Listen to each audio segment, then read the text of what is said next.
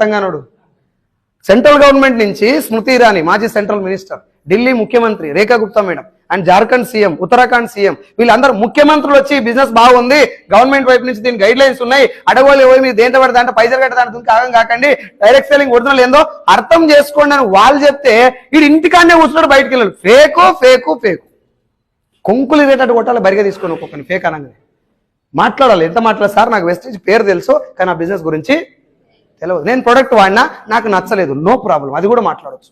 Sir నేను business లో join అయినా, చాలా మందికి చెప్పినా ఎవరు జాయిన్ కాలే, నేను ఫెయిల్ అయినా, నో ప్రాబ్లం, అట్లా కూడా చెప్పు. ఏది చెప్పినా ఫేక్ అనుడు ఎందుకు?